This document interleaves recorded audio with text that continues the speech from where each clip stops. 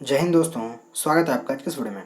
आज की इस वीडियो में हम सिर्फ और सिर्फ बंगाल के बारे में जानेंगे।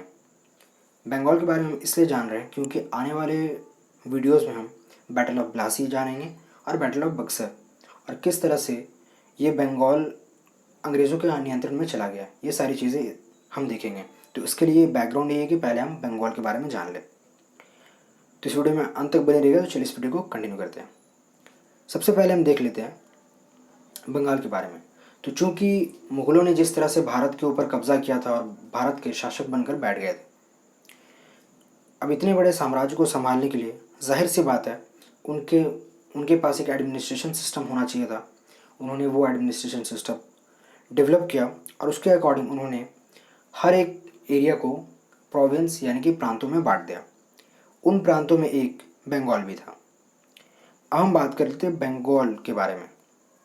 तो बेसिकली उस टाइम का बंगाल आज का वेस्ट बंगाल, बांग्लादेश, उड़ीसा और बिहार, ये 4 स्टेट से मिला करके बना था। बेसिकली बांग्लादेश तो खैर एक खुद ही में कंट्री हो गया, लेकिन ये चारों इलाकों को मिला करके एक सिर्फ और सिर्फ बंगाल बनाया गया था। और जो बंगाल का शासक होता था उसका इन चारों एरिया पर नियंत्रण हुआ करता था। तो ये तो हमने मैप के ज़रिए बंगाल के बारे में समझ लिया। अब हम इसके आगे बढ़ते हैं। जैसे कि हमने देख लिया बंगाल प्रोविंस के बारे में अच्छे से जाना। अब हम इस वीडियो में देखेंगे, आगे वाले स्लाइड में हम ये देखेंगे कि अंग्रेज़ क्यों चाहते थे कि बंगाल पर उनका नियंत्रण हो, या फिर बंगाल के ऊपर उन्होंने क्यों अपना नियंत्रण स्थापित करने की कोशिश की।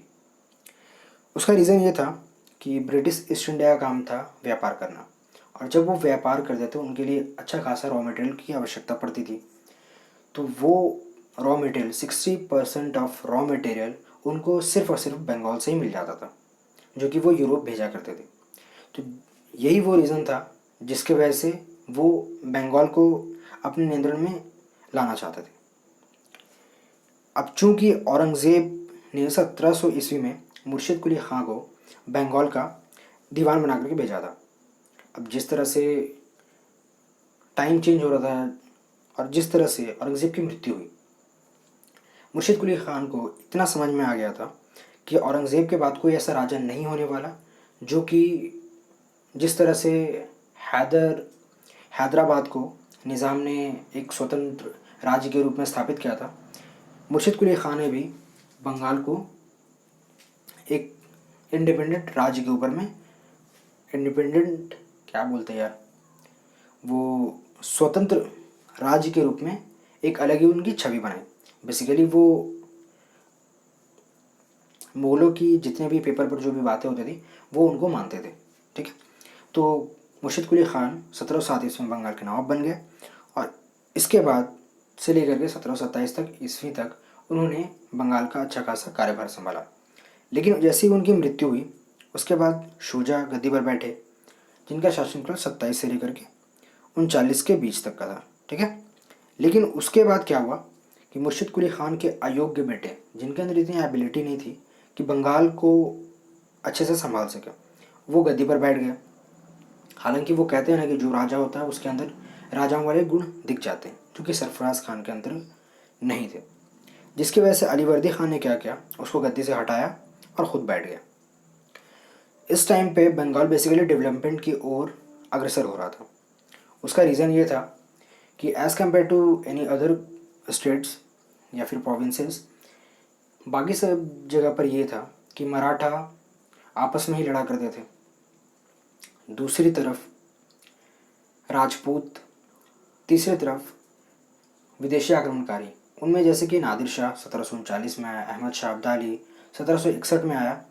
इन सारे लोगों ने जिस तरह से इन सारे लोगों का जिस तरह से इम्पैक्ट पड़ा नॉर्थ इंडिया के ऊपर, उसके वजह से बंगाल काफ़ी अलग थलग था।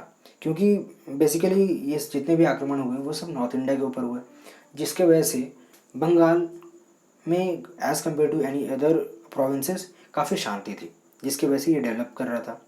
इसी बीच अकॉर्डिंग टू हिस्ट्री 6.5 करोड़ तक की चांदी अर्जित की गई थी बंगाल प्रशासन के द्वारा 1706 ईस्वी से लेकर के 1756 ईस्वी तक।